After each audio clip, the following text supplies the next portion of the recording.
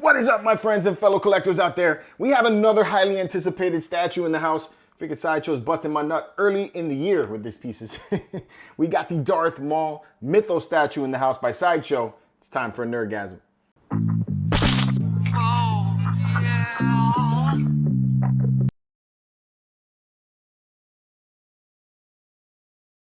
Welcome back to another unboxing video, my friends. If this is your first time on the channel, we do a lot of talk of collecting on this channel. We go on toy hunts, we look at hot toys, we do statue unboxings like this big ass box right here. So if you're into that cool kind of stuff, that cool geeky stuff that we love so much, make sure you like, subscribe, and turn on notifications so you can stay up to date on all of the content. And I picked up this badass statue right here at Comic Concepts. If you're into high-end collectibles, hot toys, statues like Sideshow, Prime One Studios, that kind of stuff, if you're into that kind of stuff, make sure you check out Comic Concepts. I'll leave a link in the description below. As you can see, I got it within the first week of release, not much different than Sideshow, and shipping was exactly the same from what I'm hearing from Sideshow. So if you're into that, save a little bit of money. They were a little bit less than Sideshow on this piece. Make sure you check out Comic Concepts. Again, the link is in the description below. All right, so the Darth Maul Mythos statue, the second Darth Maul Mythos statue that I own now, and the third Darth Maul statue that I have in my collection. This thing is super cool from what I saw in the pictures, and that's why I picked it up, even though I barked and screamed and kicked and fought over the idea that they made another Darth Maul statue in the Mythos line. I still think this looks pretty badass, so I had to go get it. So let's take a look at the box. Just like with the other Mythos statues that I have in my collection, you have this, actually the newer Mythos statues, this is very similar to like the Ventress. So you have the Darth Maul, as you see him right there. It's the Star Wars Darth Maul there at the bottom. On the side, you have the black and gray colorway, just like all of the other Star Wars stuff that you get from Sideshow. On the back, you have the other vision. This could be the front too, actually, and probably is the front. The other side was probably the back. But this is the other optional portrait for Darth Maul, as you can see. Star Wars Darth Maul, statue, and Mythos. And then on the side, you got the same thing, and then you're back to the back again. So that's it. That's everything that comes in this, or everything that this box looks like. Let's get the foam out of the box, and then we'll take a look at how the statue's packed. All right, there is everything as it comes in the box. As you can see, it's definitely not as taped up as the Ventress statue was, but it's still packed pretty well, I think. Got some foam around the heads. You got two hands, the body. There's that massive base. And then the double-bladed lightsaber. Looks like it already comes with the blades installed and all that, so that's cool. All right, should be a fairly easy installation. So let's get this guy out of the box and see what it looks like. All right, let's get this thing unboxed. Super pumped, like I am for all Star Wars stuff. All right, so let's start off with the base.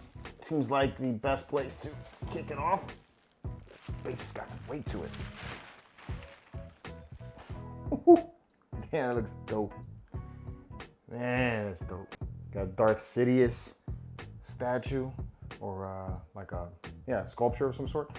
Number 1082 of 4500. They did make a lot of these things. There's the look of the way the bottom of the base looks. Just like with Ventress, they made a lot of them. This one, you know, it looks cool, so I couldn't see that a lot of people would have bought it, especially if you don't already own a Darth Maul statue, or even if you're a fan of Darth Maul. This is the way to go. Look at that. Damn, that is dope. That looks like real stone. I like the color they put into it. Super cool, super cool. That's the body now.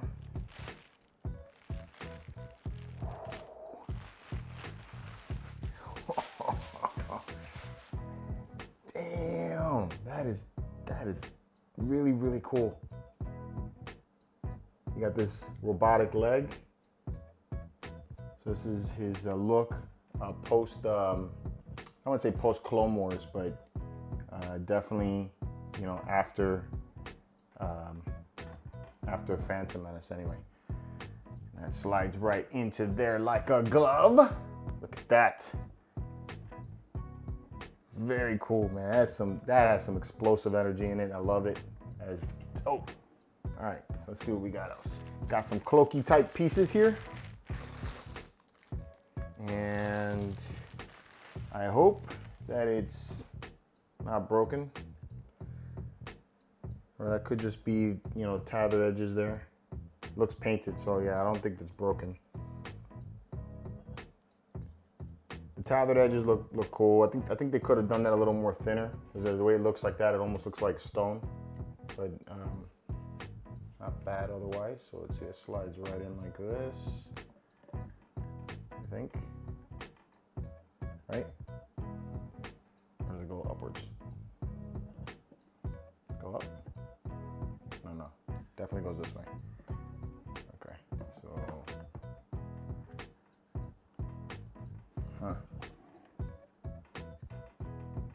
that does not fit in there like a glove.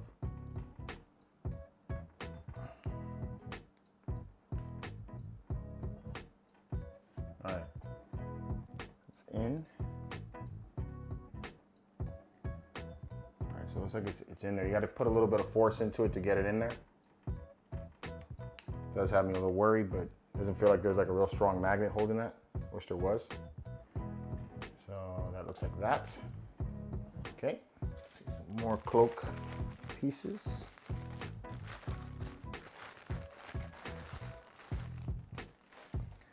And put that right there for now.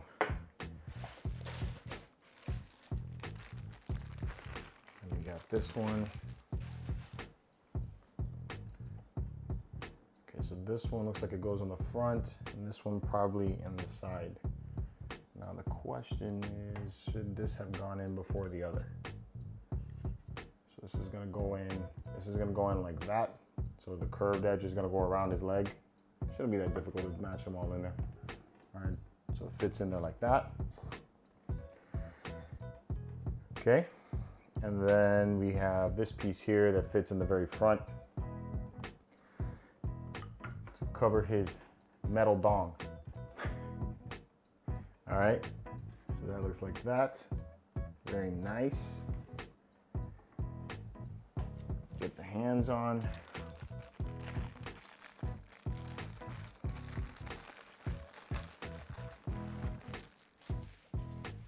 All right, so this hand goes over here. That fits right in, got a nice magnet holding that.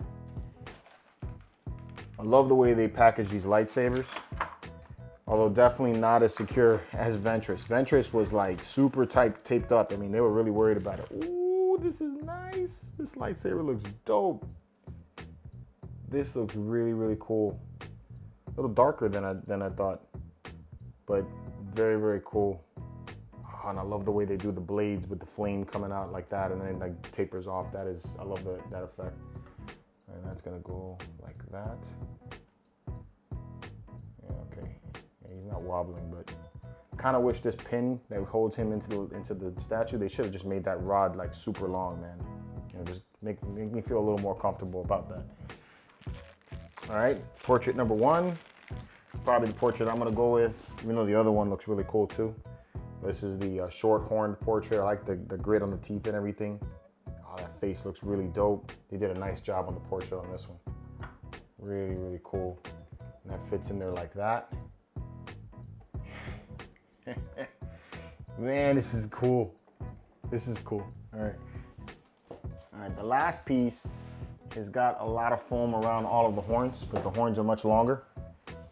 So kind of got to be a little careful getting him out.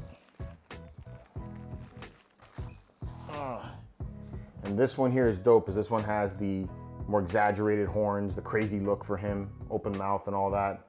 This is really cool too. So not accurate to the show, but still very, very cool the way that looks. Like that. That's dope. Ah. Very awesome. All right, that's it. That's the full assembly. That thing looks sick. All right, let me mull it over a little bit, put all this shit away, and then we'll do a review on it. I'll tell you guys my thoughts, and we'll go over all the nice close-up detail. Hold on. All right, there it is, all put together, the Darth Maul Mythos statue. Woo, this thing is sick. This thing is sick. I gotta admit, I like this one a lot, especially since the Darth Maul on the previous Mythos statue was my least favorite in the Mythos line back then. This is a vast improvement on it. Almost, you know, I'm gonna show you guys a side-by-side comparison in a different video so you guys can get looks on it, but it's not a fair comparison to show that one to this one. They're very different statues. So probably more on that one. I'll just give you guys a lot of videos showing you the side-by-side, and you know, obviously my opinion on this is gonna be this one over the other. just for the sheer ferocity in this piece. This thing is very explosive. I love it. I love it. Very angry. So this is Darth Maul, probably post season 5 of the Clone Wars, maybe even just before season 7. There are some differences between his look here versus the look in the Clone Wars, especially when it comes to the robotic legs. In the Clone Wars, they were much more simplified. This one here is showing, digits in the feet, a lot more detail in it, which I like. I like how you can see all of the exposed mechanisms and gears that make up the whole legs, and you can see the hoses and wiring that goes in there. So that's really, really cool. Reason why I think this is probably approaching season 7, maybe even after season 7, is the base. So you look at the base right here, lots of nice detail in the base. You got a statue of Emperor Palpatine, Darth Sidious, and it's just like plummeting and destroyed and just rubble right now. And he's like, Darth Maul is exploding through it and using the Force to like launch himself off of it. So really cool the way they did that. And I like it, it's because it shows, his hatred for Darth Sidious. I know throughout the Clone Wars, he says a lot about Kenobi, but towards the end, he has a lot to hate Sidious about. Sidious was the guy that took him from his mother, Mother Taslin. He's the one that left him on a planet for years, growing up, just to be hunted by battle droids, only to visit him every once in a while so that he would be molded into a weapon, into an instrument of chaos. And that's really the way Sidious looked at Darth Maul, was just he was an instrument, something that he was going to use temporarily while he looked for his true apprentice. So that's kind of sad in a way to see Darth Maul being used like that. He's the one that killed his brother, after they took over Mandalore, and he even killed his mother Taslin. So he has a lot to hate Sidious for. So I like that, rather than showing him like he's fighting another Jedi, that it almost looks like he's working to, bring down this empire that Sidious is building. So I think that is really cool. And there's a lot of little things other than the statue itself down here that bring me to that. You have the legs, obviously, that make you feel like you're in the Clone Wars. But what's really awesome is the lightsaber. So the lightsaber is not like the Darth Maul lightsaber that we knew from Phantom Menace, or even his lightsaber that he used during the Clone Wars, that you saw. So what you have here is a gunmetal style of the original lightsaber. So you have this side of the lightsaber that is the original one, original design of the way the Darth Maul saber looked, except his was more chrome or more like an aluminum finish. But then reattached and reforged here into the lightsaber is the other half of his brother's lightsaber, which I think is really cool. So he kind of has that, and he's using it in battle, kind of like paying homage to his brother, trying to get vengeance for his brother's death. So I think that is a really nice idea that they came with this Mythos statue here. So really awesome look to that. I love the way the tattoos look on the body. They're sculpted in, so there's actual, you can feel where the tattoos begin, which is great. The lines look really clean with the paint. I don't see any kind of like fading or overspray onto the other areas. I love the way the gloves look here. They look like they're partially on and like ripped off, like, they've been really used and worn and everything. So his hands are kind of like peering through just a little bit. So I think that's really cool. Again, just like with the other Mythos statue, they chose to display him without his tunic on the top. The other one was partially exposed. This one here is more exposed than that. So that's really neat. I like the way that looks. And then the way the bottom part of his tunic is kind of like flowing up like that gives it, much more energy. So I think that looks really cool too. And they did a great job with the paint. So it's not just black. You can see kind of like browns and dirt and grime here on the bottom. The only thing I could say about the way that the tunic is sculpted is it is very thick. And then there's areas here that I thought, when I pulled it out, that I thought it was broken. It's because it doesn't really look like tethered edges of a cloak. It looks more like a chip and stone, the way that comes off. So I think that could have been done a little bit better. Maybe added a little bit more texture into this so that it would look more like material, I think, rather than just the cloak itself. But it's subtle. There's still a lot of texture in it. Just maybe just a little bit of change there would have made that much better. The mechanisms in his robotic legs, you can see that it's oily.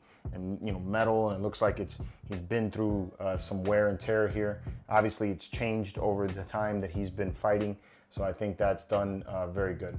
So really cool job here all the way around with the way the body looks, the lightsabers, and of course the way the blades, ignite. I love that they're continuing this whole thing where they have this, kind of like flamed out end at the emitters, and then it tapers off. And I think that looks really cool.